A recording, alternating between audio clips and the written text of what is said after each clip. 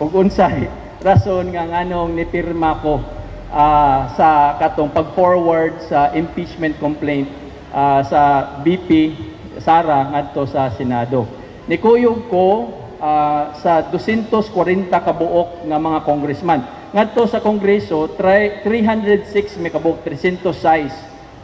Almost 80% or 240 kabuok nga congressman ni pirma sa pagpadala sa impeachment complaint ngadto sa Senado. Kaya ang Senado man ang muhukom, no? Ang korte sa Senado ang muhukom kung naabay sayop or sa wala, no? Aron sad nga makatubag sad ang ato ang BP Sara sa mga aligasyon nga atong madunggan sa media, kabahin sa confidential funds, kabahin atong iyahang giingnan nga patyo niyang presidente, patyo niya ang first lady. So dili man na sakto nga forum ang media, ang sakto nga forum ngadto sa korte, which is ang Senado. So natagaan siya og higayon nga makatubag sa mga aligasyon, no? Pero ang ako ang rason gyud, akong ipaabot kaninyo duha ka buok ang ako ang reason.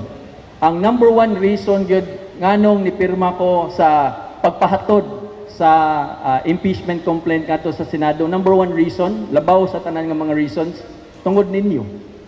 Tungod sa ato ang mga programa, tungod sa ato ang mga proyekto, tungod sa mga kalambuan nga ato nang nabubo dinhi sa ato ang lungsod sa Liloan o sa tibuok Quinto Distrito. Di man ko gusto nga marisgo ang ato ang mga programa, marisgo ang ato ang mga proyekto, no, sa lungsod sa Liloan sa tibuok Quinto Distrito kung dili ko mukuyog sa kadaghanan 240 kabuok nga mga congressman. Mao na number one reason nako. Ikaduha na ko nga rason, dili kay ni siya importante, personal ni siya nga reason sa kaagi namo ni VP Sara. Ako lang sa ning i-share na gyud ninyo. First time ni nako gisulti, wala gyud nakahibaluan ni karon musulti na gyud ko sa tinuod, no. So sa primero na akong reason, dili ko gusto ang akong gihuna-huna ang katawhan sa ato ang Quinto Distrito, ang katawhan sa ato ang lungsod sa Liloan. Sa ngingong panako, dili ko gusto nga marisgo ang ato ang mga programa, ato ang mga proyekto nga simba ko, no, ma-zerohan ta. Simba ko mawagtang ning tanan, dili nimo padayon ang ato ang mga programa o ang ato mga proyekto, no? Hinumdumi ninyo mga kaigsuonan ko, karong 2025 dili ni siya presidential election.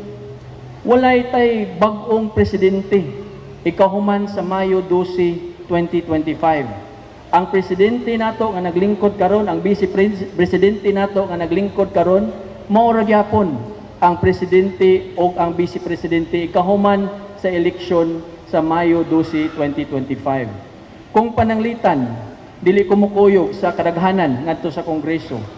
Unya sa 240 ka buok wa ko mukuyog, sumauwahi ko. Asa man ko padulong niya, mangayo kong project. Suwito man siguro mo ani, no, kaning politika.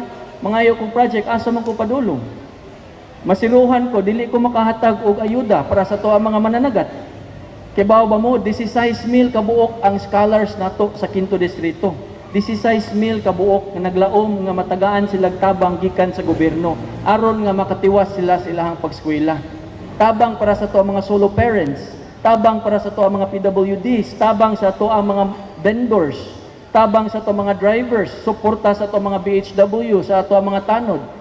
Ang ato ang mga project, ang ato ang mga universities, natay duha ka buok gitukod nga university para sa to ang mga kabatanunan sa Liloan ug sa Bourbon. Natay gitukod nga hospital, natay gitukod nga government center, nakoy gitukod nga airport ngadto sa Camotes. Nakoy gitukod nga mga covered courts sa ato mga eskwelahan, mga pagpasiminto sa ato mga kadalanan. Kaning tanan mga programa o mga proyekto marisgo ni siya kung pananglitan dili ta mukuyog sa majority, no?